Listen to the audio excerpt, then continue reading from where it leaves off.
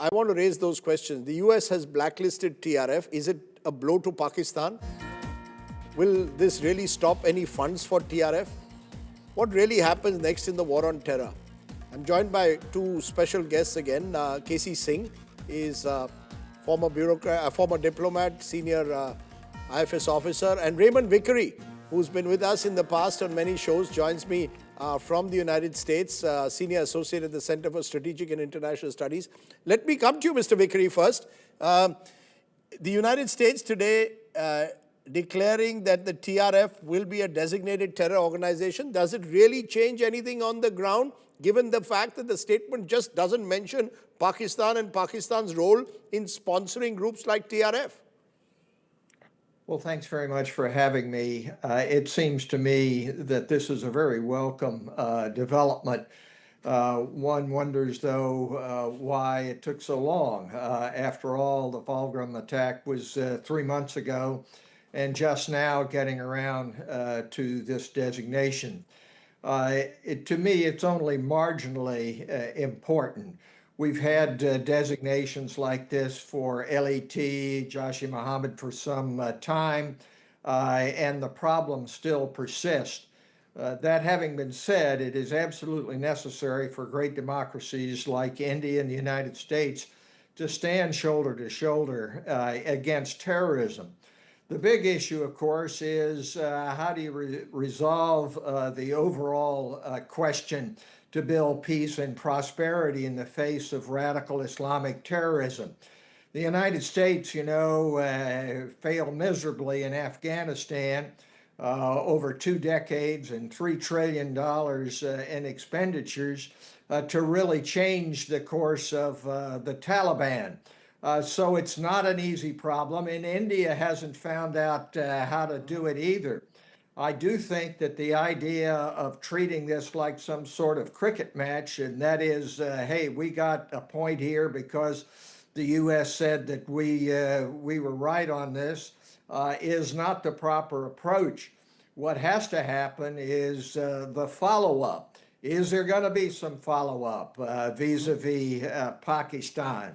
The approach of just having might makes right, and we will force them into doing what they should, is not going to work. The only long-term solution is to deal with underlying issues and have cooperation further between these two great democracies.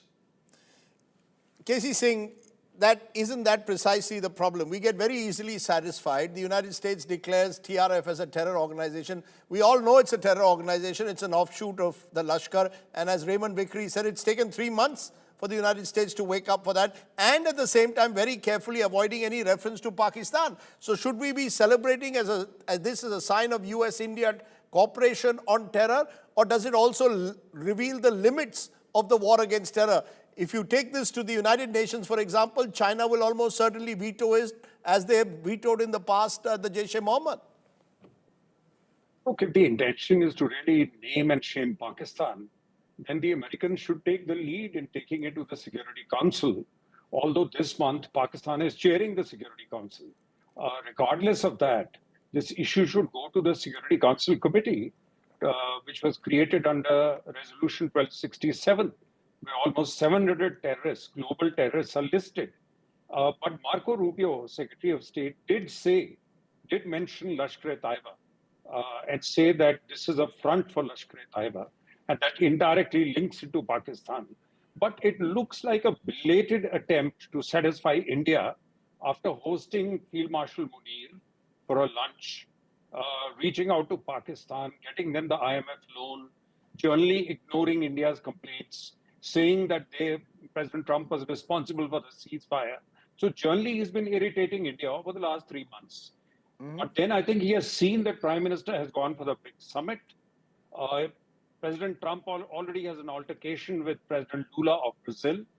And Russia has raised that the old group of India, China, Russia should start meeting again. I think the American State Department, at least, we don't know if President Trump realizes it or is worried about it.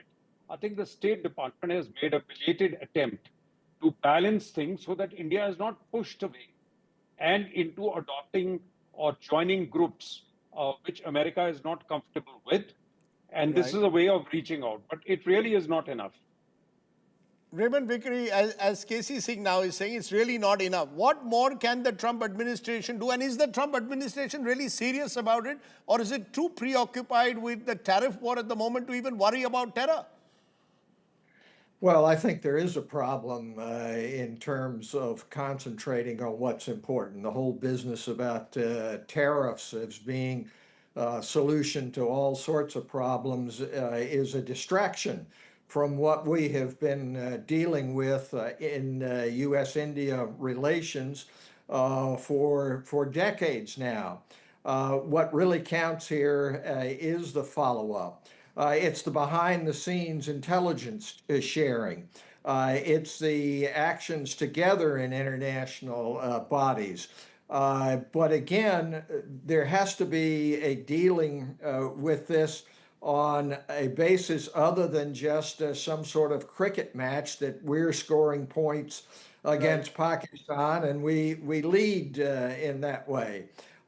Yes, we can do more. And the United States should, and it should recognize that Pakistan talks out of both sides of its mouth when it comes to terrorism, saying, yeah, they're good terrorists and bad terrorists.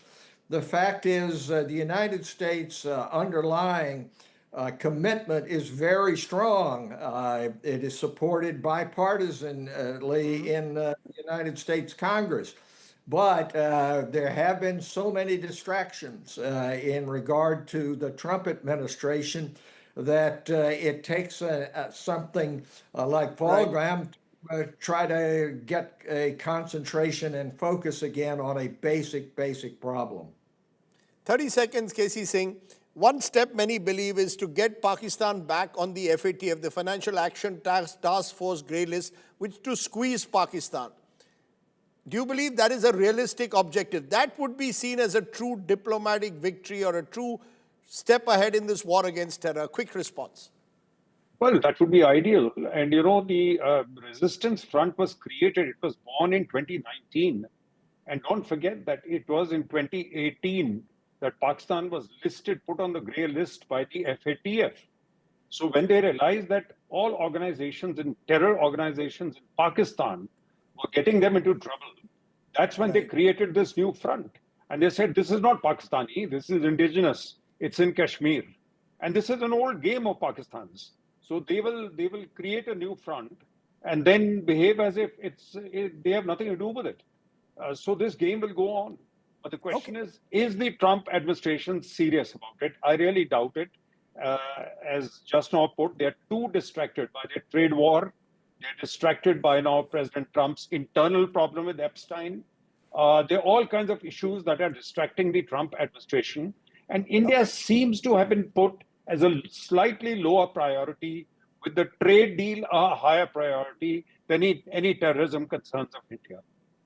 Let me leave it there, Casey Singh. Raymond Vickery, as always, a pleasure talking to you. Sorry that we got delayed in reaching out to you on the show tonight, but thank you both very much for joining me here on the news today.